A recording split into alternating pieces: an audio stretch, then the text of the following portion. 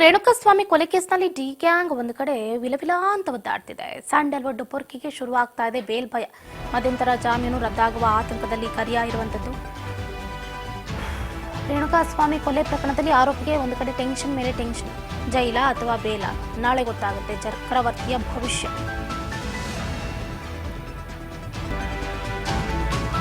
ಚಿತ್ರದುರ್ಗದ ರೇಣುಕಾಸ್ವಾಮಿ ಕೊಲೆ ಪ್ರಕರಣಕ್ಕೆ ಸಂಬಂಧಪಟ್ಟಂತೆ ಈಗಾಗಲೇ ಸಾಕಷ್ಟು ಸಂಕಷ್ಟವನ್ನು ಎದುರಿಸ್ತಾ ಇರುವಂತಹ ನಟ ದರ್ಶನ್ ಅವರಿಗೆ ನಾಳೆ ಒಂದು ಕಡೆ ಬಿಗ್ ಡೇ ಅಂತಾನೆ ಹೇಳಬಹುದು. ಈ ರೀತಿಯಾದಂತಹ ಬೇಲ್ ಕೇಸನ್ನ ಅಂದ್ರೆ ಹೇಗೆ ಅಂತಂದ್ರೆ ಜಾಮೀನು ಅರ್ಜಿ ಭವಿಷ್ಯವನ್ನ ಸಾಕಷ್ಟು ನೋಡಿದ್ದಾರೆ. ಬಟ್ ಒಂದು ಕಡೆ ನವೆಂಬರ್ 28 ಆಗಿರೋದ್ರಿಂದ ಬ್ಯಾಕ್ ಟು ಬ್ಯಾಕ್ ಮುಂದೂಡಲಾಗ್ತಾ ಇದೆ ಅವರ ಜಾಮೀನು ಅರ್ಜಿ ವಿಚಾರಣೆ.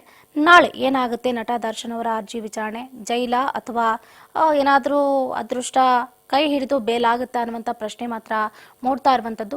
ಸೊ ಈಗಾಗಲೇ ಸಾಕಷ್ಟು ಸಮಸ್ಯೆಗಳನ್ನ ಎದುರಿಸ್ತಾ ಇದ್ದಾರೆ ನಟ ದರ್ಶನ್ ಅವ್ರಿಗೆ. ಇದೆಲ್ಲ ಬೇಕಾಗಿತ್ತ ಅನ್ನುವಂಥ ಒಂದು ಟಾಕ್ ಕೂಡ ಸ್ಟಾರ್ಟ್ ಆಗಿದೆ.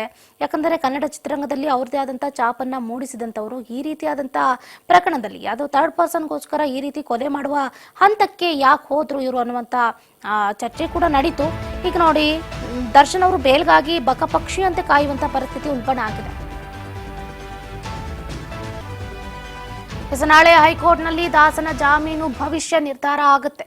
ಏನು ವಕೀಲರಾದಂತಹ ನಾಗೇಶ್ ಪ್ರಬಲ ವಾದಕ್ಕೆ ಸಿಗುತ್ತಾ ಜಾಮೀನು ಅನ್ನುವಂತ ಪ್ರಶ್ನೆ ಮೂಡ್ತಾ ಇರುವಂತದ್ದು. ನಿನ್ನೆ ದರ್ಶನ್ ಪರ ವಕೀಲ ಸಿ.ವಿ. ನಾಗೇಶ್ ಅವರು ಕುತೂಹಲಕಾರಿ ವಾದವನ್ನ ಮಂಡಿಸಿದ್ರು.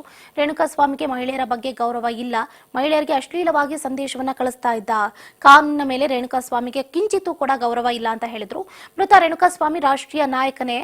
ರೇಣುಕಾಸ್ವಾಮಿ ಸಾವು ಸಂಭವಿಸಿದ ಸಮಯ ಸ್ಪಷ್ಟ ಇಲ್ಲ. ಫೋಟೋ ನೋಡಿ ವೈದ್ಯರು ತೀರ್ಮಾನಕ್ಕೆ ಬಂದಿದ್ದಾರೆ.